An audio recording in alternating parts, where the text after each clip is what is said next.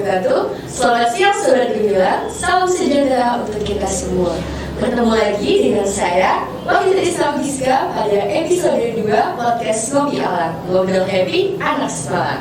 Pada kesempatan kali ini, tepatnya Jumat 4 November 2022 di studio SMA Negeri 1 Selang, kita sedang kedatangan tamu spesial nih, yaitu Kak Dewi Liza Ahlinisa, yang merupakan alumni SMA Negeri 1 Selang tahun 2015 yang sekarang sedang berkecimpung dalam ranah psikologi ya Kak? Iya, betul sekali. Gimana Kak Nisa? Kabarnya baik? Baik, alhamdulillah. Mungkin boleh disapa dulu nih Sobat Gemilang yang pada hari ini. Halo, Sobat Gemilang.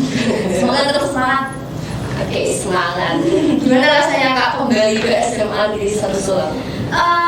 Menyenangkan ya, selalu menyenangkan sih. Karena dulu banyak sekali hal-hal yang sekarang mungkin belum ada di dulu. Banyak yang berubah ya? Iya, berubah banget. Lagi juga ada podcast ini pertama juga. Oh ternyata udah banyak kemajuan nih SMA Negeri 1 Selang. Terus guru-gurunya juga awet muda semua ya. Ada yang berubah. Terakhir kesini kemana Kak? Terakhir kesini tahun berapa ya? 2015 juga. Waktu itu ngurus biasa kan untuk ijazah dan lain-lain. Jadi tuh terakhir kesini itu, jadi belum banyak perubahan. Kemudian sekarang kesini lagi ternyata udah banyak banget yang berbeda dan ini lebih maju gitu. Jadi keren banget sih sama 7 tahun ya. Iya, Betul banget. Mau tanya-tanya nih Kak, Kakak katanya kerja di bidang psikologi, kuliahnya juga di UNES jurusan psikologi. Apa yang membuat Kak Nisa tertarik pada bidang psikologi? Oke, kalau aku sendiri ngomongin tentang psikologi, sebetulnya track record ke belakang ya, sebenarnya nggak ada. Ini tuh bisa dibilang salah jurusan sih gitu. Karena dulu tuh awalnya tertariknya malah di hubungan internasional Kak. Jadi kalau tertarik di dunia psikologi itu baru ketika aku masuk di semester 5, 6 itu mulai tertarik gitu. Karena 1-2 itu lumayan struggle untuk memahami ini sebetulnya kita belajar apa sih gitu. Nah waktu ada ketertarikan itu semakin banyak tahu, oh ternyata ini ya jurusan psikologi, kita belajar terkait proses mental yang terjadi di setiap orang. Jadi itu bukan lebih kepada kenapa orang ini tuh berperilaku seperti itu, jadi ada alasan-alasan. Jadi kita itu memperbanyak point of view-nya kita. Jadi kalau misalkan oh orang ini tuh berperilaku seperti ini pasti ada alasannya gitu. Jadi kita tidak langsung judgmental. Oh ini orang buruk nih, orang baik nih, nggak bisa kayak gitu gitu. Jadi kita harus mengetahui alasan di balik itu gitu. Jadi itu semakin memperluas pandangan aku sendiri di psikologi. Jadi lebih banyak tahu bahwa kita itu bisa memahami setiap orang dengan apapun yang dia tunjukkan gitu sih. Waktu ngejalaninnya gimana Kak? Langsung enjoy atau perlu penyesuaian yang lama nih? Pasti penyesuaian ya, karena di awal itu sebetulnya karena memang itu tadi merasa salah jurusan ya. Karena kan kalau kita bicara psikologi itu di SMA kita nggak tahu nih apa sih psikologi itu yang dibahas. Mungkin dulu juga dari sisi aku sendiri kurang banyak literasinya atau informasi terkait psikologi itu membahas apa dan yang lainnya, dan kurang informasi itu. Jadi waktu awal-awal itu banyak struggle-nya, ini tuh pelajaran seperti apa dan kemudian mata kuliahnya seperti apa, itu tuh banyak sekali yang aku pelajari dari awal gitu. Mulai dari mempersiapkan buku-bukunya itu kan banyak banget, dan kemudian lama-kelamaan enjoy karena banyak praktek kita ketemu banyak orang. Karena psikologi kan bidangnya banyak, ada psikologi sosial, industri, kemudian psikologi perkembangan, kemudian psikologi psikologi pendidikan, yang itu banyak.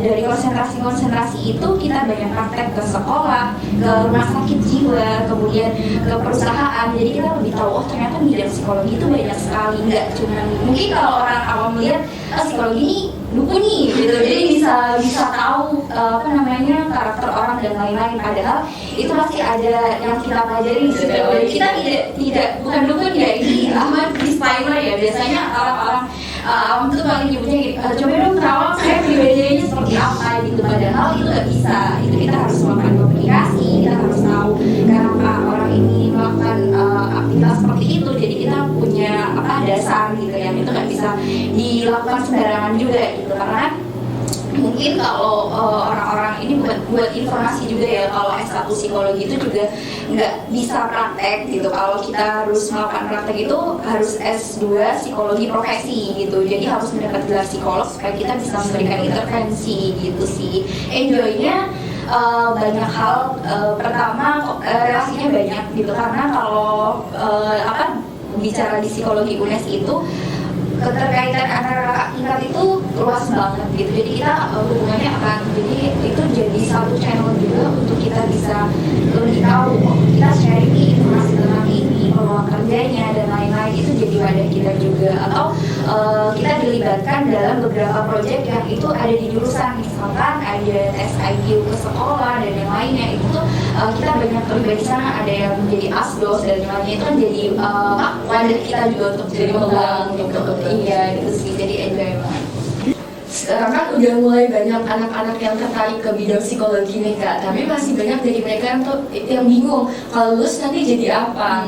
Pasti kan mikirnya kayak guru BK, kalau ibadat HRD. Nah mereka masih bingung prospek kerja ke depannya di bidang psikologi itu apa aja sih? Oh ya, oke. Kalau kita ngomongin terkait prospek kerja, sebetulnya psikologi itu banyak banget dibutuhkan di berbagai aspek ya. Maksudnya nggak hanya di HR tadi yang dibilang atau sebagai guru BK gitu. Kalau guru BK kan mungkin lebih ke ya bimbingan konseling yang SPD ya gitu. Nah kalau misalkan kita ngomongin psikologi, sebetulnya konsentrasinya banyak. Ada psikologi sosial, psikologi industri dan organisasi, kemudian psikologi pendidikan, psikologi perkembangan. Itu dimana masing-masing semuanya ada konsentrasinya. Misalkan contohnya ketika kita lulus dengan S1 psikologi, karena sekarang psikologi itu tidak ada konsentrasi khusus, jadi semua dipelajari. Jadi kita mendapatkan general, mendapatkan materi terkait psikologi secara general, tapi seluruhnya. Jadi klinis dapat,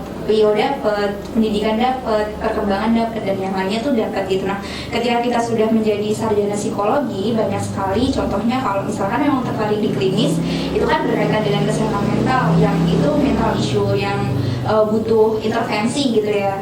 Kita memang tidak bisa berpraktek, tapi kita bisa jadi asisten dari yang ada di rumah sakit jiwa untuk kita bisa menerapkan intervensi-intervensi itu dengan pendampingan psikolog pastinya. Kemudian atau di psikologi sosial itu bisa kita lari ke dinas sosial. Dinas sosial itu kan banyak sekali permasalahan. Ini juga salah satu praktek yang didapatkan di dinas P3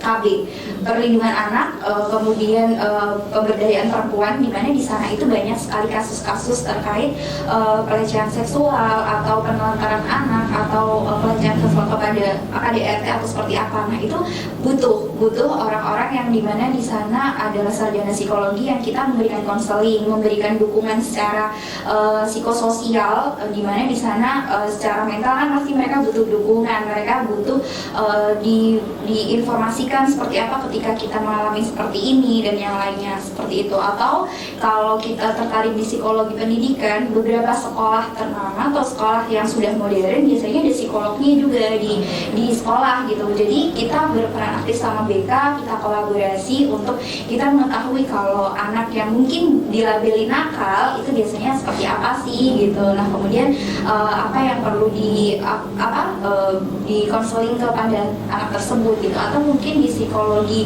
industri yang itu tadi, HR itu banyak sekali kalau kita bicara terkait human resource ya. Atau sekarang banyak yang bilang itu human capital. Jadi kita tidak hanya terkait administrasi, tapi pengembangan SDM itu pun dibagi lebih banyak lagi gitu. Jadi banyak sekali ranah psikologi ini kita bisa masuk kemana saja gitu. Kita bahkan bisa jadi, kalau mungkin teman-teman tahu biasanya mungkin yang kasus baru Kanjuruhan itu kan itu banyak orang-orang yang dari lulusan psikologi yang memberikan juga dukungan psikologis gitu. Jadi kita bisa jadi relawan-relawan itu ya balik lagi tujuan teman-teman apa sih sebetulnya ketika memang mendapat gelar sarjana psikologi. Kalau kita berbicara terkait ranah kerjanya itu sangat luas sekali dan itu bisa bermanfaat di bidang manapun gitu sih. Keren sekali ya Mbak Nis. Mungkin bisa ceritain Mbak dulu perjuangannya suka duka mengejar PTN itu gimana Mbak? Ada kesulitan tersendiri kah atau Bagaimana? Oke, kalau mengejar PTN ya dulu memang kalau kita lihat sebenarnya informasi yang ada di sekolah itu sudah cukup baik. Kita diinformasikan terkait jalur penerimaannya, ada SNMPTN, SBM, kemudian SM ya. Nah dari situ kebetulan memang kakak saya kuliah, jadi saya ada sedikit tahu dunia perkuliahan seperti apa. Mungkin kalau tidak ada itu bisa jadi mungkin akan memilih bekerja gitu. Jadi kayak belum ada gambaran kalau kita ke PTN, kalau kita kuliah atau melanjutkan perguruan tinggi kita akan seperti apa sih gitu. Nah jadi ketika itu sudah ada informasi itu, kemudian sharing ke BK karena kan apapun itu kan tempatnya kita bimbingan konseling ya. Mungkin kalau anak-anak dulu miranya anak yang bermasalah nih yang ke BK, tapi dulu sering banget kita datang ke BK gitu. Di sana ada brosur-brosur banyak untuk kita bisa mendapatkan informasi tentang perguruan tinggi. Nah dari situ mulai mempersiapkan, kita cari dulu, riset dulu. Dulu kan juga ada sosialisasi dari universitas ya, tahu yang dimana di situ first impression aku tahu, oh ternyata anak-anak kuliah tuh seperti ini ya penampilannya, kemudian bagaimana mereka menjelaskan terkait jurusannya masing-masing. Mulai ada gambaran ya? Iya, mulai ada gambaran. Kemudian waktu itu pertamanya tertariknya sama HI. Nah waktu itu dari Universitas Diponegoro masuk ke SMA Negeri 1 Sulakan, kemudian dari cara mereka berkomunikasi, dari cara mereka menjelaskan bagaimana gambaran apa yang mereka pelajari. Kalau HI itu kan nanti prospeknya mungkin kita anak SMA itu lebih mikirnya gini, nanti akan kerja seperti apa, sejauh itu. Padahal kan istilahnya kita tuh udah mikirin apa ya, kita tuh udah mikirin nanti mau kerja apa, padahal kita belum terdidikan itu gitu. Itu paling sering. Nah kemudian dari situ tertarik dan mulai pemberkasan, ikut itu kan database yang harus dilengkapi banyak banget ya, dari data pokok dan yang lainnya. Kemudian itu beberapa kali sih ada part yang aku skip pelajaran. Jadi ada, karena di BK dulu antri untuk daftar dan yang lainnya. Kemudian ada beberapa kali skip pelajaran, tapi di situ bukan jadi alasan untuk bolos ya. Itu juga harus tetap ngerjain tugas dan lain-lain gitu. Kemudian pemberkasan itu sampai sore, teman-teman udah pada pulang, kita masih di depan komputer sama Pak Cahyo dan lain-lain gitu. Kemudian setelah itu, karena waktu itu cukup banyak, karena di awal aku juga join untuk bisa mendapatkan bidik misi, jadi masih banyak pemberkasan yang detail yang harus bolak-balik ke desa dan yang lainnya untuk keterangan dan yang lainnya, itu cukup banyak. Kemudian waktu itu prosesnya banyak. Aku inget banget sih, ini tuh dapat omongan dari satu kelas aku. Ketika kita sibuk daftar kuliah, kita masuk ke kelas, karena kan dulu tuh angkatanku tuh yang belum terbuka banget kuliah tuh ngapain sih gitu. Jadi ketika sedikit ya yang ketika mau kuliah, betul, ketika kita datang ke kelas, ini nih anak yang mau kuliah gitu. Jadi tuh jadi tamparan yang kenapa ya gitu, mereka responnya seperti itu gitu. Itu jadi motivasi untuk bisa membuktikan bahwa ya apa yang kita usahakan itu pasti ada hasilnya, seperti itu. Aku ingat banget gitu. Jadi waktu itu setelah mendapat omongan itu banyak sih yang merasa bahwa benar nggak ya, jadi kan jadi gonjang-ganjing nih, kok teman-teman kayaknya pada nggak ini kuliah gitu. Tapi ya udah maju terus aja, karena kan kita punya tujuan ya, punya tujuan untuk ya tujuan kuliahnya kita bisa belajar lebih banyak lagi gitu, mungkin setelah SMA dan yang lainnya. Setelah itu pengumuman keterima itu juga agak bingung, 4 tahun kuliah akan belajar apa aja nih, psikologi belum tahu banyak gitu.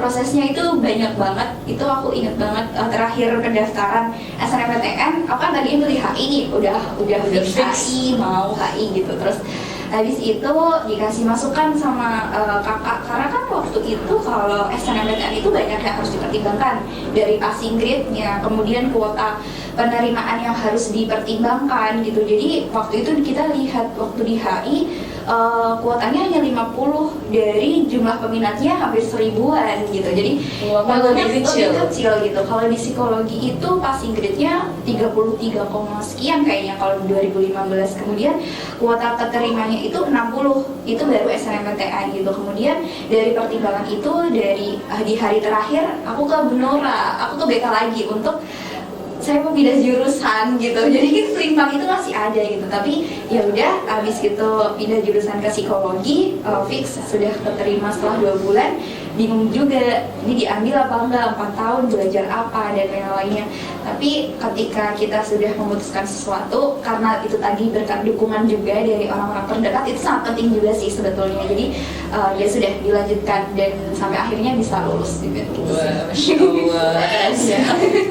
Ini Kak, permasalahan yang sering saya temui, bahkan saya alami sendiri itu biasanya kurang yakin sama kemampuan sendiri, sehingga timbullah kebingungan yang mana mereka ini bingung minat bakat saya tuh apa sih.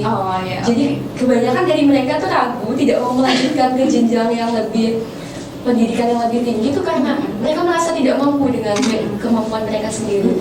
Nah, cara untuk mengetahui minat dan bakat siswa itu bagaimana? Dan untuk meyakinkan mereka kalau setiap anak itu pasti punya potensi. Iya, oke, baik.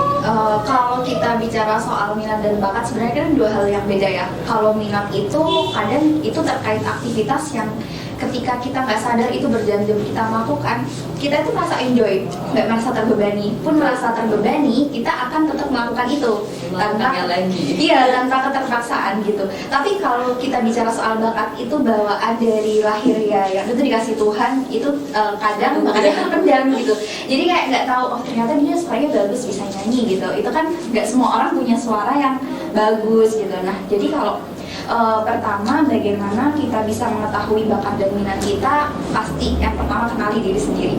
Kenali diri sendiri itu penting. Terkadang kita kan fokusnya pada teman-temanku gini, terus dari guru gini, Fokus dari pada pencapaian orang lain. Ya, dari orang tua tuh kasih masukan gini. Nah, kita tuh terlalu mendapatkan banyak input dari luar sehingga kita jadi nggak tahu sebetulnya maunya kita apa gitu. Jadi yang pertama pasti kita harus mengenali diri sendiri, itu paling penting. Apa yang bisa dilakukan, kita bisa berkomunikasi sama diri sendiri. Mungkin kalau suka nulis, kita bisa journaling seperti apa ya perasaanku ketika ini, bagaimana ketika aku ada masalah ini, apa yang bisa aku lakukan secara diri sendiri, tapi tidak fokusnya ke orang lain gitu. Jadi kita mulai bisa mengevaluasi atau menganalisa ya, apa sih yang aku sukain, apa yang membuat aku tertarik untuk terus belajar gitu. Pasti kan karena SMA itu banyak banget ya pelajaran yang dipelajarin, bahkan kita untuk informasi perguruan tinggi aja semakin banyak jurusannya, itu bikin kita bingung. Jadi yang pertama pasti kenali diri sendiri dulu, kita tahu kelebihan kita apa, kekurangan kita apa. Ini biasanya paling sering teman-teman bingung ya, pasti kalau kelebihanku apa ya, kekuranganku apa gitu. Nah tapi itu akan membantu kita. Jadi untuk kita bisa mengetahui, oh ketika aku punya kelebihan ini bisa dikembangkan. Kalau aku kekurangan ini, berarti aku bisa menggunakan kekurangan ini untuk bisa mengoptimalkan kelebihanku gitu. Jadi kita bisa tahu diri sendiri dengan diri kita, komunikasi dengan diri kita, atau dengan ikut bimbingan, atau kita meminta pendapat dari orang lain. Tapi kan kita bisa memilih pendapat mana yang bisa kita pertimbangkan atau pendapat mana yang bisa kita abaikan. Biasanya kan orang lain tuh kasih pendapatnya asal-asalan ya gitu. Jadi kayak kasih masukan terhadap karakter kita, atau kamu tuh kayaknya lebih cocoknya di ini dan gitu-gitu. Tapi iya nggak sih gitu. Nah setelah dapat inputan itu, pastikan teman-teman komunikasi sama diri sendiri. Iya nggak sih aku tuh sukanya ini, iya nggak sih yang dia bilang ternyata aku sukanya ini gitu. Jadi kayak apa iya gitu. Jadi pertanyakan dulu sama diri sendiri, komunikasi sama diri sendiri. Oh aku tuh enjoynya ini gitu. Jadi harus tahu, yang pertama kenali diri sendiri, yang kedua pasti dukungan dari orang tua itu penting untuk kita bisa melihat. Kadang kita tidak tahu potensi kita atau minat kita kalau kita nggak dikasih tahu orang lain gitu. Jadi kita tetap terbuka dengan masukan dari orang lain, tapi kita juga memilih mencocokkan sebetulnya dengan ketika kita sudah tahu sama diri sendiri, kita tahu apa yang kita mau, itu akan membantu kita lebih tahu jalan mana yang mau kita pilih gitu sih. Saya kan sekarang kelas 12 nih Mbak, dan jurusan IPA. Waktu kelas 10 tuh saya sempat ngerasa salah jurusan. Oh ya? Karena masuk SMA, pilih jurusannya cuma masih ikut-ikutan omongan orang, masuk IPA aja, katanya gampang kalau mau pilih jurusan gitu. Nyatanya sama sekali enggak, sama aja. Nah, bahkan sampai saat ini pun saya justru tertarik pada ranah sosum, yang mana itu jurusannya IPS, sedangkan saya IPA. Bahkan sampai sekarang pun masih sering oleng nih, menentuin jurusan, kadang mau hukum, kadang mau komunikasi, kadang mau HI. Nah, wajar nggak sih Mbak oleng dan mikir kalau saya salah jurusan itu? Oke.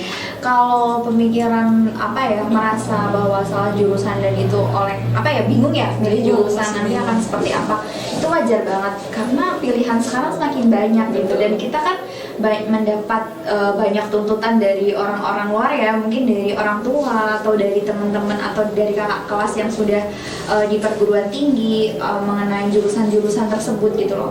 Itu wajar banget dan it's okay. Yang penting itu tadi poin yang pertama, menurut aku memang tahu diri sendiri itu maunya apa. Kita tahu diri kita itu potensinya di mana. Jadi setelah tahu itu kita cari support system dari para guru bimbingan konseling.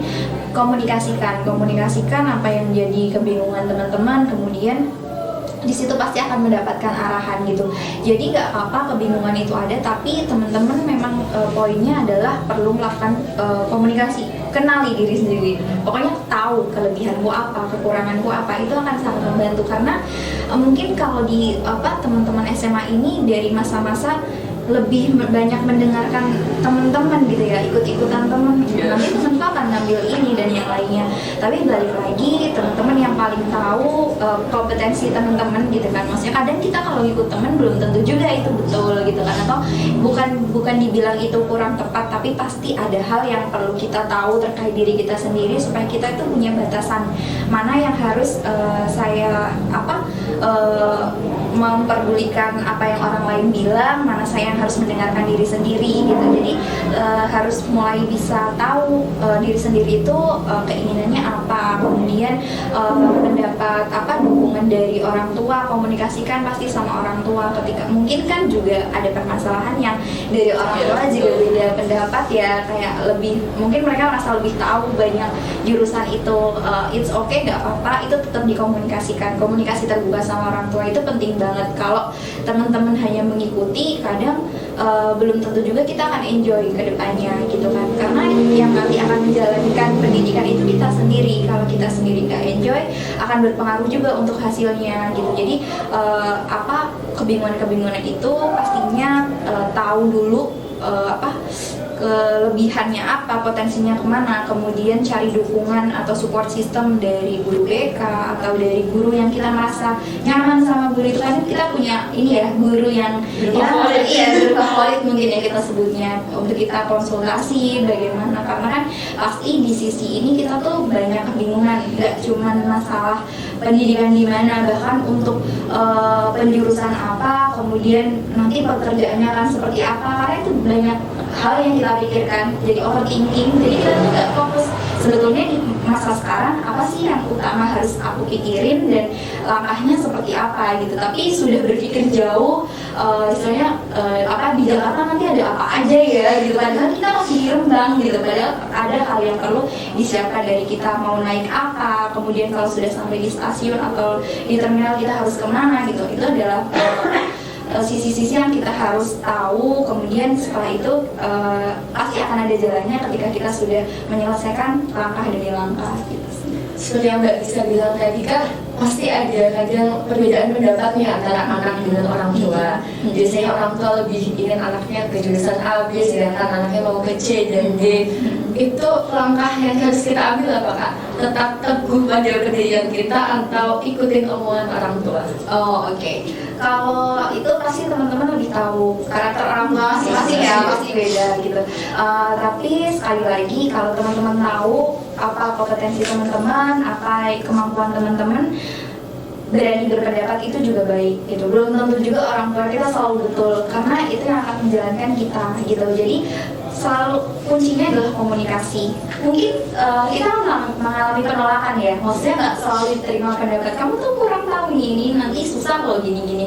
Tapi ketika kita sudah yakin bahwa diri kita punya kompetensi itu, kita percaya diri, kita komunikasi terbuka dengan orang tua, pasti itu ada jalannya. Dan kita meyakinkan mereka bahwa apa yang dipilih, mulai dari mungkin kita mempersiapkan dari referensi jurusan tersebut, prospek kerjanya seperti apa, kemudian lingkungan kampusnya seperti apa, sedetail itu kita perlu persiapkan supaya orang tua tuh punya gambaran. Terkadang mungkin orang tua punya pemikiran sendiri karena pertama mungkin ini akan jadi dunia baru untuk mereka, kurang tahu informasi itu. Tapi ketika kita sudah share informasi terkait lingkungan kuliahnya akan seperti ini, pembelajarannya akan seperti ini, prospek kerjanya ini, sudah ada loh kemarin alumni yang bekerja di sini gitu. Jadi ada langkah-langkah yang nanti aku bisa share ke dia. Kalau aku terlalu ngikutin, nanti bisa aja aku bingung karena aku nggak ada interest di sini gitu. Kembali lagi, komunikasi sih itu yang paling penting. Jangan takut untuk melakukan komunikasi dengan orang tua. Pasti itu orang tua akan mengerti ketika kita, karena di usia sekarang kan kadang orang tua tuh masih bingung, ini anak masih bingung, pasti masih bingung gitu, takutnya gitu.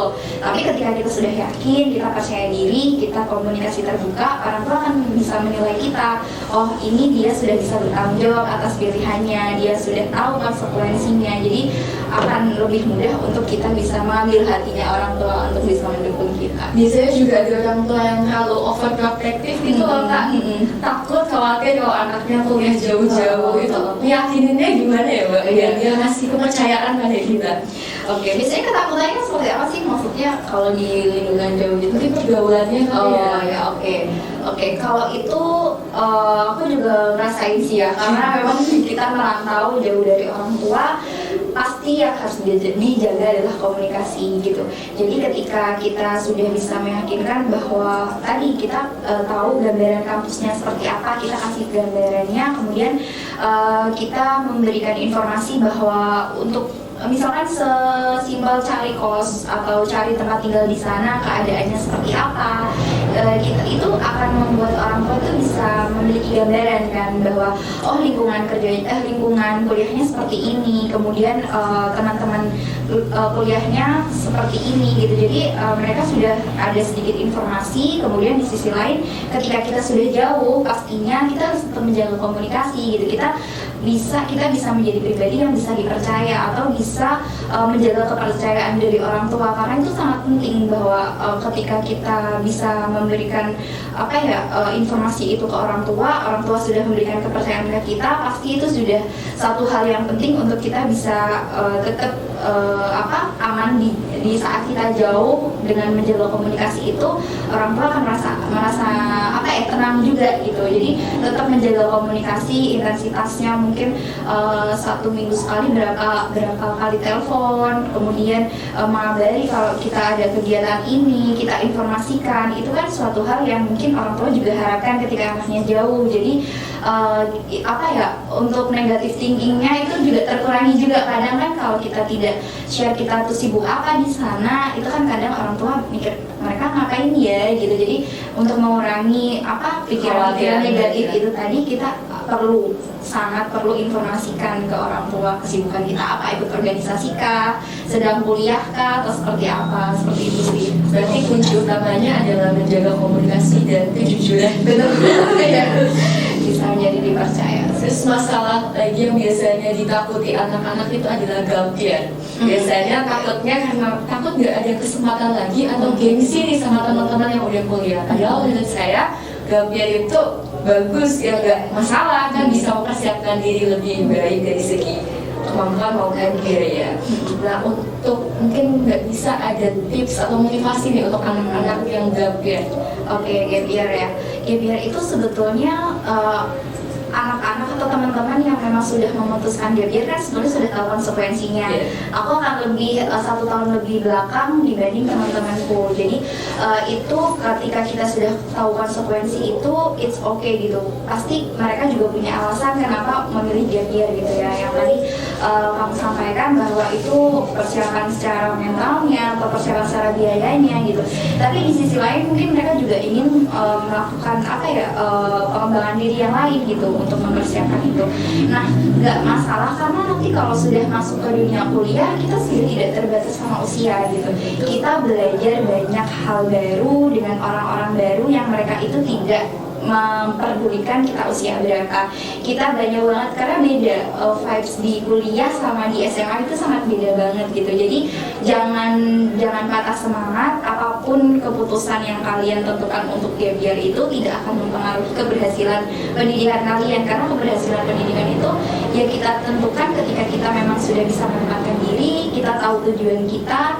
Ketika kita sudah tahu tujuan kita sudah fokus, itu akan mempermudah kita untuk bisa berproses gitu, karena yang penting itu prosesnya juga akan dapat berpengaruh juga sih gitu. Belum tentu juga yang gap year itu kita lebih susah untuk tahu apa informasi-informasi atau pembelajarannya. Siapa tahu juga itu akan membantu kita lebih mudah lagi memahami gitu. Jadi kita lebih bisa beradaptasi, kita lebih siap mental juga.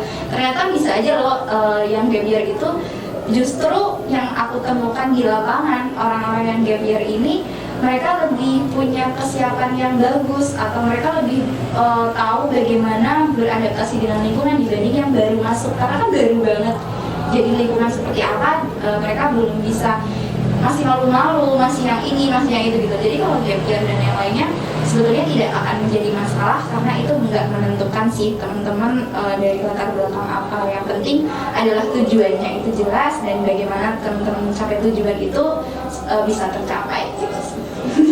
Jadi nggak masalah sama sekali, nggak perlu gengsi-gengsian. Iya betul banget. Kalau selama kuliah ada culture shock nggak?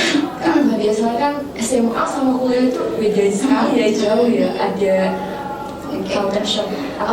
Culture shock itu waktu di perguruan tinggi lebih kepada sistem pembelajarannya ya. Kalau aku rasain, mungkin kalau di SMA kalau kita nggak ngerjain tugas, guru tuh masih ngejar-ngejar gitu, masih ngumpulin nggak dan lain-lain gitu. Tapi kalau kita sudah di perguruan tinggi, mau kamu lewat deadline nggak ngerjain tugas, itu udah nggak ada urusannya sama dosen, itu Urusan diri sendiri. urusan diri sendiri gitu. Jadi itu justru kita yang lebih proaktif kepada dosen untuk oh ini ada tugas ini harus diselesaikan di jangka waktu ini. Kalau kita nggak mengumpulkan, otomatis nilai kita kosong gitu. Jadi langsung seperti itu gitu. Kemudian kalau culture shocknya lagi mungkin lebih kepada oh ini ya anak dari daerah ini, oh ini ya anak dari daerah ini, dari cara ngomongnya, kemudian intonasi kita bicara itu pasti beda gitu. Jadi itu jadi suatu hal baru tapi yang menyenangkan. Culture shock yang menyenangkan itu kita lebih tahu point of view-nya lebih banyak. Oh orang daerah ini tuh gini, orang daerah ini seperti ini. Jadi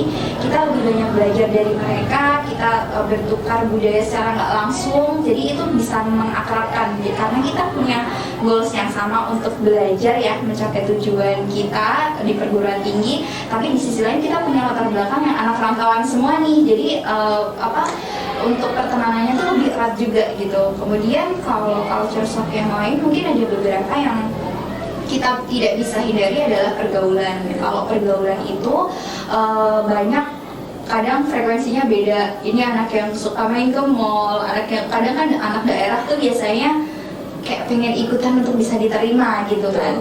Itu mungkin sesekali nggak apa-apa, tapi itu bikin kita jadi jangan sampai kita lupa tujuan utama kita ke perguruan tinggi. Untuk apa? Untuk kita belajar, untuk kita bisa berproses mencapai tujuan itu.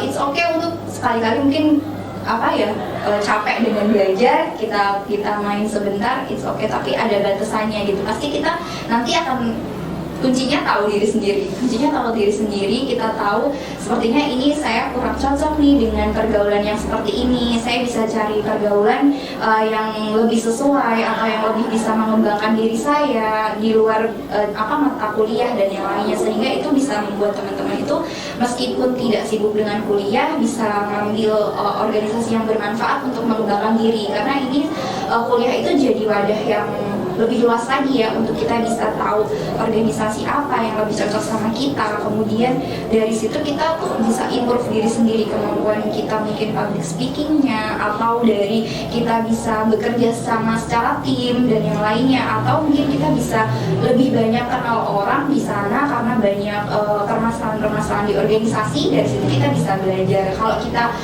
culture shocknya hanya mengikuti kesibukan untuk main-main aja, itu nggak ada outputnya atau nggak ada hasilnya. Jadi kita mungkin happy-nya sementara aja, tapi habis itu apa sih yang kita dapetin gitu. Jadi ingat tujuan, kemudian cari organisasi-organisasi yang itu sesuai sama diri kita, kemudian kita bisa mengembangkan diri di sana. Jadi kita harus bisa membentengi diri dari arus-arus yang tidak sesuai Iya, itu tadi ya. betul banget sih itu.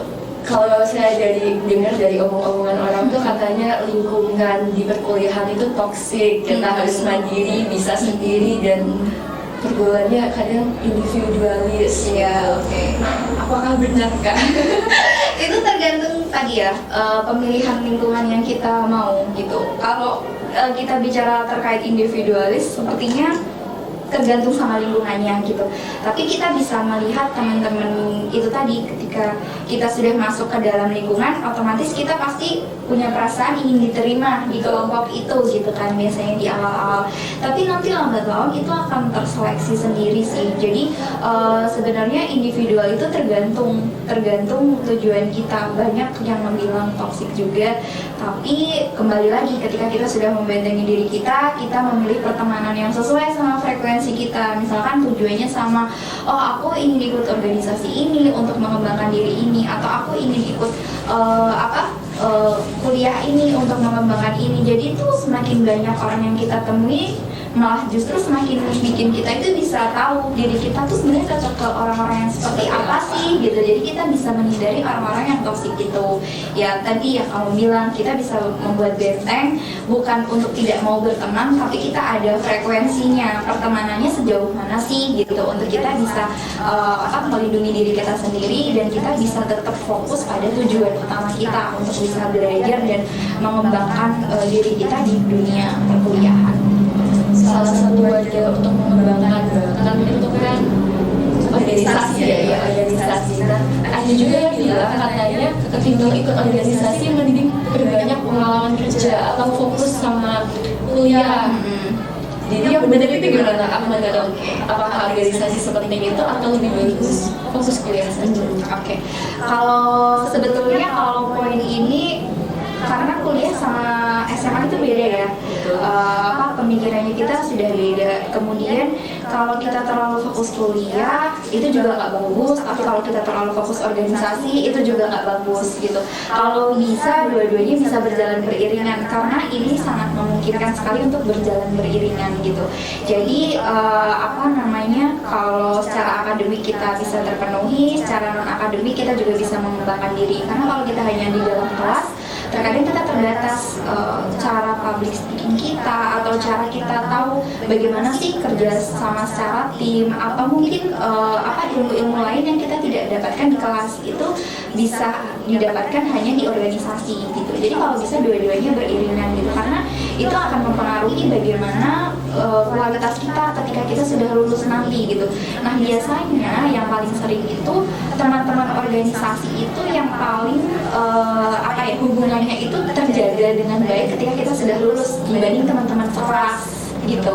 Itu yang paling sering. Jadi ketika kita punya channeling banyak orang di luar akademik, itu kan mereka otomatis lebih banyak pengalamannya ya, pengalaman untuk bekerja di mana, kemudian magang di mana. Itu bisa jadi channel kita untuk kita ketika memang kita kesulitan dalam merencanakan karir setelah lulus, itu bisa jadi channel kita untuk kita bisa tetap menjaga hubungan baik dengan mereka gitu. Karena kalau dengan hanya di perkuliahan saja terkadang kita terbatas gitu. Kita nggak tahu bagaimana ini tuh juga berpengaruhnya ketika kita sudah lulus, kita misalkan interview kerja ya, dihadapkan dengan pertanyaan, ketika kamu ada masalah ini langkah apa yang kamu ambil. Sedangkan kita nggak punya gambaran kerjasama dengan tim itu seperti apa. Ketika ada masalah dengan hal yang seperti ini tuh aku harus ngambil langkah apa. Nah itu biasanya tercermin dari anak-anak atau orang-orang yang mereka aktif organisasi atau memang hanya kuliah aja. Itu tuh kelihatan sih gitu. Jadi kalau bisa dua-duanya berjalan beriringan. Yang penting jangan terlalu berat sebelah, atau mungkin yang terlalu edik sama, atau mungkin terlalu bergantung sama organisasi. Biasanya tuh mereka mulai bolos kuliah, ada kegiatan ini, biasanya itu jadi distraksi sih. Tapi yang penting teman-teman tadi, satu, ingat tujuannya pendidikan ini untuk apa, kemudian organisasi ini untuk apa. Jadi untuk mengembangkan diri, soft skill yang tidak didapatkan di kelas, sehingga nanti keduanya itu bisa berhubungan dan dia seimbang itu tadi. Betul, itu sih.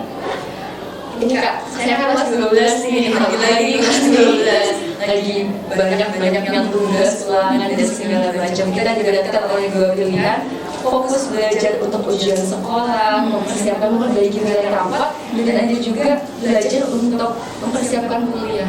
Tips untuk memanage waktu agar tidak terombang-ambing ya. Bingung belajarnya mau belajar ini dulu atau belajar ini dulu. Tips manajemen waktunya gimana Kak? Oke, kalau terkait manajemen waktu itu banyak hal yang perlu disesuaikan ya pastinya. Kembali lagi kalau di informasi terkait perguruan tinggi atau informasi terkait perkuliahan itu kan teman-teman mungkin bisa ngambil waktu di weekend untuk cari informasi itu gitu. Jadi referensi yang harus dikumpulkan, informasi terkait mungkin passing grade-nya atau cara-cara untuk kita bisa masuk ke sana seperti apa gitu. Jadi fokus dulu yang harus diselesaikan. Terkadang kalau kita terlalu membagi fokus jadi nggak optimal dua-duanya. Betul. Gitu. Jadi tetap jalan, namun kita bisa tahu porsinya. Yang harus saya selesaikan dulu adalah ujian. Jadi ambil waktu tetap secara secara jam kuliah atau jam sekolah itu bisa seimbang di sana, kemudian di weekend kita bisa sharing atau mungkin di waktu kita istirahat atau jam kosong pasti juga ada ya gitu untuk kita bisa konsultasi ke guru BK dan yang lainnya. Nah nanti secara informasi kita bisa kumpulkan, kemudian kita ulas lagi pas kita di rumah gitu. Jadi bagaimana teman-teman itu bisa tahu porsi mana yang harus didahulukan gitu, karena bagaimanapun juga kita tidak akan bisa mencapai di perguruan tinggi kalau yang sekarang aja belum diselesaikan gitu. Ujian itu adalah satu langkah yang harus diselesaikan untuk kita bisa mencapai langkah selanjutnya gitu. Jadi kita tetapkan skala prioritas. Betul. Iya, menetapkan skala prioritas itu sangat penting karena kembali lagi pendidikan selanjutnya kan juga ditentukan sama pendidikan saat ini gitu kan. Jadi manajemennya bisa dilihat dari sana. Kemudian share juga ke orang-orang terdekat untuk kita bisa dapat masukan. Kadang kan kalau kita berpikir sendiri, kita ada keterbatasan seperti apa sih sebetulnya gitu. Tapi kalau dari orang-orang terdekat atau mungkin dari guru atau mungkin dari kakak tingkat yang memang mereka sudah ada di perguruan tinggi, itu akan menambah peluang kita untuk mendapatkan informasi lebih lagi gitu. Terakhir nih Kak, mungkin ada motivasi, kata-kata atau tips untuk anak-anak yang ingin melanjutkan ke perguruan tinggi. Oke, motivasi itu kayak sepertinya kembali ke diri masing-masing ya.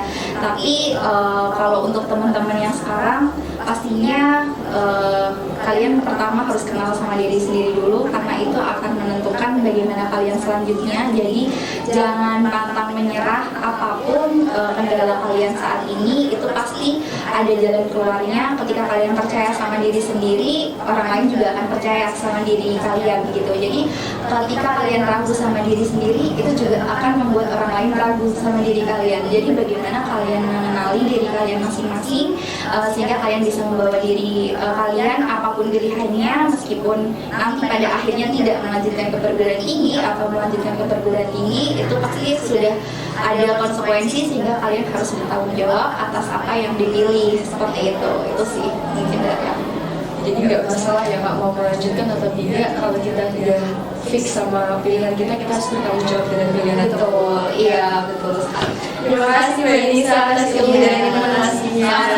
Senang sekali bisa berbagi di sini. Kapan-kapan main lagi ya. Oke, siap.